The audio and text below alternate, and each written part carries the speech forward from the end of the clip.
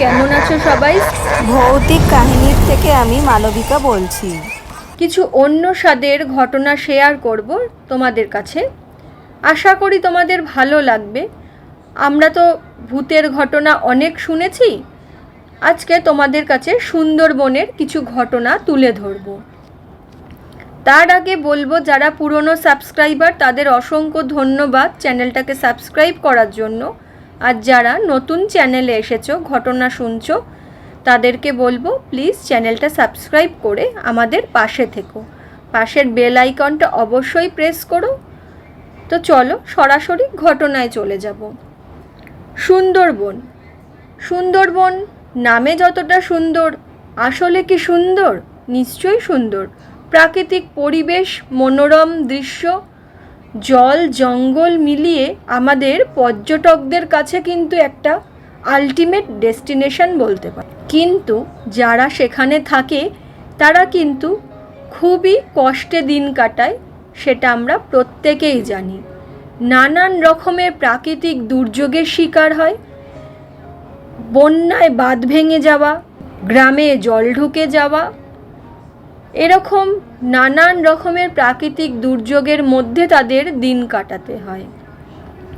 তাছাড়াও তাদের একমাত্র জীবিকা হচ্ছে নদীতে মাছ অথবা কাঁকড়া ধরতে যাওয়া এবং জঙ্গলে গিয়ে মধু মোম সংগ্রহ করা।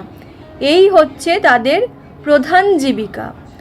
এই জীবিকা ছাড়া তাদের কিন্তু অন্য কোনো আর পথ নেই।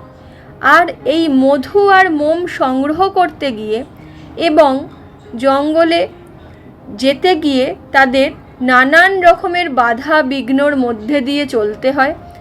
বহু মানুষ বাঘের পেটে প্রাণ যায় এবং জঙ্গলে শুধু বাঘেরই ভয় নয়, ভূতেরও ভয় থাকে। হ্যাঁ, তোমরা ঠিকই শুনেছ, জঙ্গলে শুধু বাঘ থাকে না, ভূতেরও ভয় থাকে।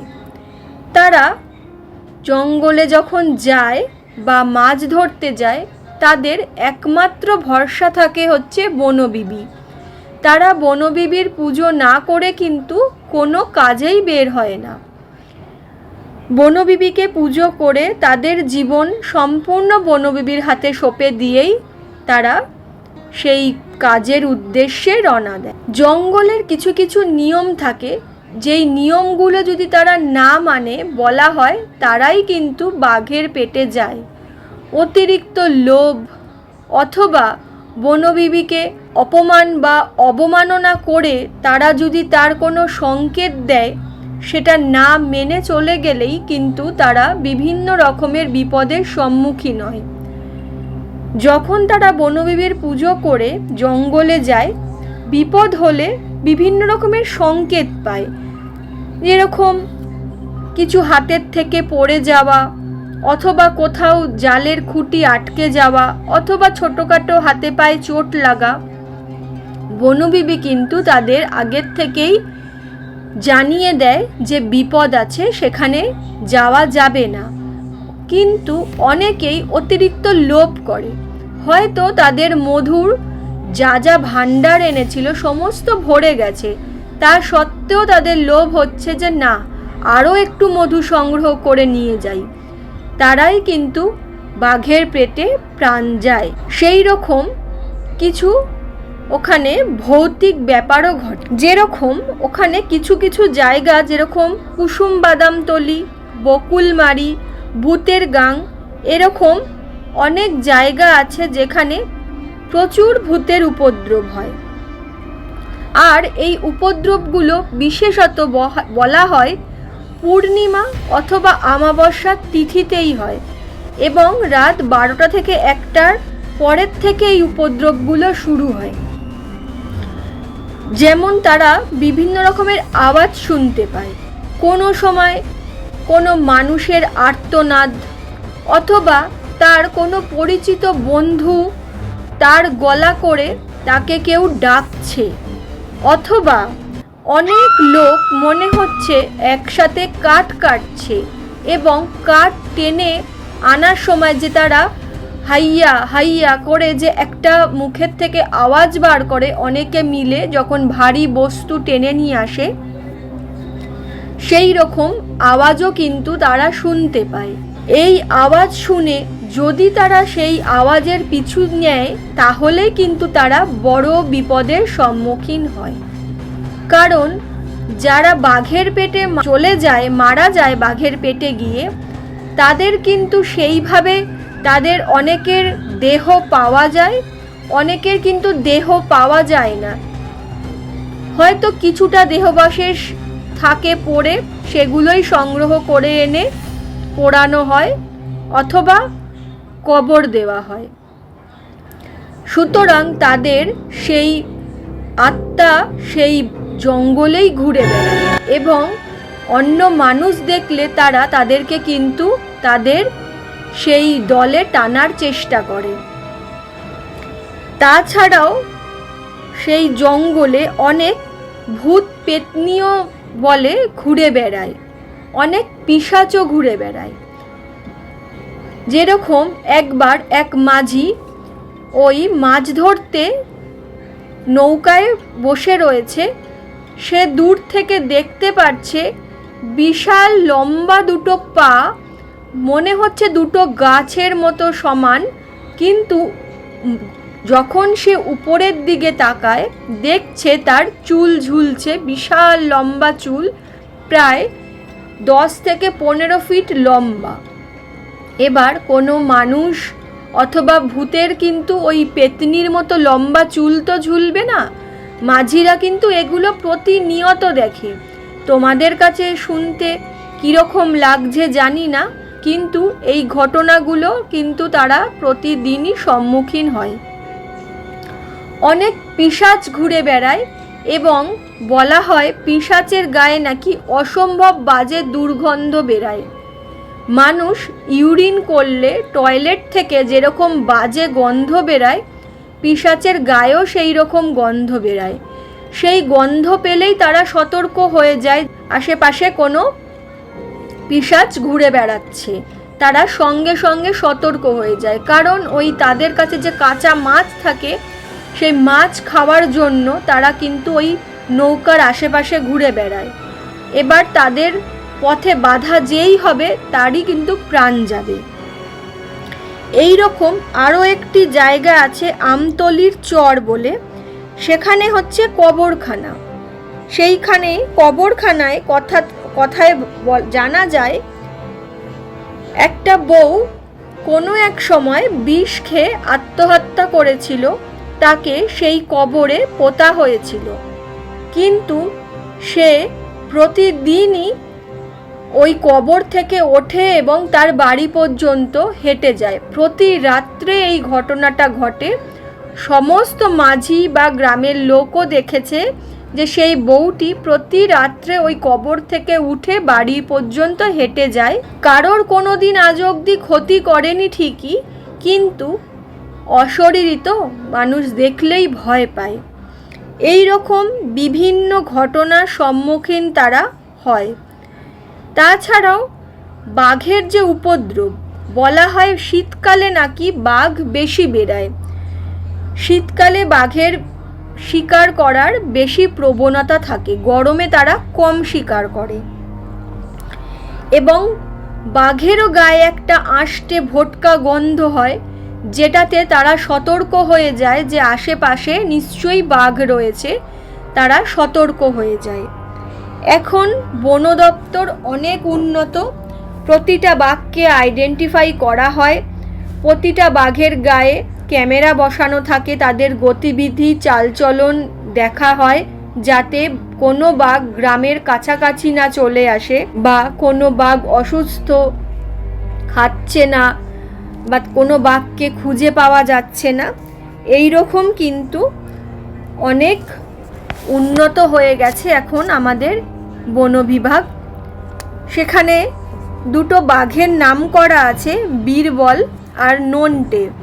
এই দুটো বাঘ নাকি ভীষণ ডেঞ্জারাস, বিশেষ করে বীরবল খুব ডেঞ্জারাস। সে কিন্তু মানুষের রক্তের স্বাদ পেয়ে গেছে। আর বলা হয় যেই সব বাঘ একবার মানুষের রক্তের স্বাদ পেয়ে যায়, তারা নাকি বারবারই মানুষের রক্ত খাওয়ার জন্য গ্রামের পথে চলে আসে, অথবা যারা জঙ্গলে যায় বা নৌকায় যায় তাদের ওপরে হামলা করে। আর বন্য পশু শিকার করাচ্ছে নাকি মানুষ শিকার করা বাঘের পক্ষে অনেক সুবিধাজনক। আর সেই সব বাঘই বেশি ম্যান ইটার হয়ে ওঠে, বিশেষত যাদের দাঁতে অথবা মাড়িতে অথবা শরীরের কোনো অঙ্গে কোনো ক্ষত রয়েছে। সে বেশি জোরে দৌড়াতে পারবে না পশুর সাথে, কারণ একটা হরিণ যত জোরে দৌড়াবে একটা মানুষ তত জোরে দৌড়াবে না, বা একটা বন্য পশু যতটা তার গায়ে শক্তি থাকবে মানুষের নেই। মানুষের একবার টুটিটা চিপে ধরলেই কিন্তু মানুষ ভয়েই সেখানে শেষ। তাই যেসব বাঘ আঘাতপ্রাপ্ত হয়ে যায় তারাই নাকি ম্যান ইটার হয়ে ওঠে। তো এই রকম ম্যান ইটারও প্রচুর সুন্দরবনে রয়েছে, যারা ওই জঙ্গলে যারা যায় তাদেরকে হত্যা করে খাবার পর থেকে তাদের সেই মানুষের রক্তের স্বাদ তারা পেয়েছে। তা যেই সব মানুষ এই রকম বাঘের পেটে গিয়ে মারা গেছে, কথিত আছে অনেক সময় তারাও নাকি বাঘের রূপ ধারণ করে। এটাও এক রকমের ভূতেরই লোক, মানে কি বলবো, ক্যাটাগরি বলবো। তারা এটাকে বেঘভূত বলে। বেঘভূত বলে তাদের কাছে পরিচিত। দূর থেকে দেখতে বাঘের মতোই, কিন্তু আসলে সেটা বাঘ নয়, কোনো মানুষেরই আত্মা বাঘের রূপ ধরে এসে তাদের ওপরে, মানুষের ওপরে হামলা করে। তারা এটাকে বেঘভূত বলে থাকে। তো এই সব মিলিয়েই হচ্ছে সুন্দরবন। বাঘ, মানুষ আর মানুষরূপী বাঘ বা আত্মারূপী বাঘ, যাই বলুন না কেন বন্ধুরা, এই বেঘভূত, পেতনি, পিশাচ কি নেই ওই জঙ্গলে। আমরা পর্যটকরা যতটা উপভোগ করি, আসলে সেখানে মানুষ কিন্তু সেইভাবে উপভোগ করতে পারে না। সেখানকার স্থানীয় বাসিন্দারা এরকমও বলে, অনেক সময় কোনো পর্যটক বা অনেক গ্রুপ ছেলে মেয়ে যায়, সেখানে প্রচুর মার্ডার হয়। অনেক সময় 2-4 জন মিলে ঘুরতে আসে সেই বন্ধুটির ওপরে রিভেঞ্জ নেওয়ার জন্য। সেই ঘন জঙ্গলে নাকি তাকে ছেড়ে দিয়েও অনেক সময় চলে আসে, অথবা খুন করে সেই জঙ্গলে ফেলে দিয়েও চলে আসে। এবার যাকে ছেড়ে দিয়ে আসে তার কপাল যদি খুব ভালো থাকে, কোনো মাঝির চোখে পড়ে, তারা প্রাণ ফিরে পায়, অথবা প্রাণ যায় বাঘের হাতে, অথবা কোনো পিশাচ, পেতনি, অথবা ওই বেঘভূতের হাতে। এই রকম অনেক মানুষই কিন্তু মাঝিদের হাতেও উদ্ধার হয়েছে। তাই জন্যই মাঝিরা এই ঘটনাটাও শেয়ার করতে পেরেছে যে ওখানে কিন্তু অনেক বন্ধু বান্ধবও নিয়ে গিয়ে তাদের রিভেঞ্জ নেওয়ার জন্য ওই ঘন জঙ্গলে তাদের বন্ধুকে ছেড়ে দিয়ে চলে আসে। আবার অন্যদিকে আরেকটা ঘটনাও শুনতে পেরেছি। 2 বন্ধু মিলে জঙ্গলে গেছিল কিছু ফটোশ্যুট করার জন্য সুন্দরবনে। যখন সেই বন্ধু ফটোশ্যুট করছে, আরেকটা বন্ধু ফটো তুলছে, তখন স্পষ্ট ওই বন্ধুর পিছনে আরেকটা স্পিরিটের ফটো উঠেছে। সেই ফটোটা সে প্রচারও করেছিল অনেক ইন্টারনেটে, এখন থাকলেও থাকতে পারে, আমি পুরো বলতে পারছি না শিওর হয়ে। তো ও যখন ওর বন্ধুর ফটো তুলেছিল, তখন ক্যামেরায় সেই স্পিরিটটা, সেই মানে সে বাঘের হামলাতেই হোক বা অন্য কোনো কারণেই সে মারা গেছে, তার সেই ছবিটাও কিন্তু সেই বন্ধুর পিছনে তার ছবিটাও উঠেছিল। তো তারা তার থেকে প্রমাণ পেয়েছে যে এই জঙ্গলে অনেক রকমের অপ্রাকৃতিক জিনিসও রয়েছে। তো সেই 2 বন্ধু আর বেশিক্ষণ থাকেনি, তারা কিন্তু তাড়াতাড়ি চলে এসেছে। আর এই ঘটনা যে শুধু একমাত্র রাতের বেলায় ঘটে তাও নয়, অনেক সময় দিনের বেলাতেও কিন্তু অনেক সময় এরা ভ্রমিত করে, মানুষকে দিকভ্রষ্ট করে দেয়। বেশি গভীর জঙ্গলে ঢুকে গেলে তারা কিন্তু ফিরে আসার অনেক সময় পথ পায় না, পথ হারিয়ে ফেলে। কারণ এতটাই ঘন জঙ্গল চারিপাশে, এত মানে তারা রাস্তা আইডেন্টিফাই করতে পারে না এবং এই সব আত্মারা তাদের দিকভ্রষ্ট করে দেয়। তারা কিন্তু রাস্তা খুঁজে পায় না এবং দিকভ্রষ্ট হয়ে তারা গ্রামের দিকে না এসে উল্টো গভীর জঙ্গলের দিকে চলে যায় এবং কিন্তু প্রাণ হারায়। তো এই রকম বিভিন্ন রকমের ইনফরমেশন তোমাদের জন্য কালেক্ট করেছি। তোমরা জানিও তোমাদের কেমন লাগলো। আজকে একটু অন্য রকমের ঘটনা তোমাদের কাছে শেয়ার করলাম। সব সময় তো ভূতের গল্পই বলি, আজকে কিছু অন্য রকমের ঘটনা বললাম। তো আজকে এইটুকুই। আবার নতুন কোনো ইনফরমেশন বা অন্য কোনো ঘটনা জানতে পারলে তোমাদের সাথে অবশ্যই শেয়ার করব। আজকে এইটুকুই, তাহলে দেখা হচ্ছে অন্য কোনো এপিসোডে।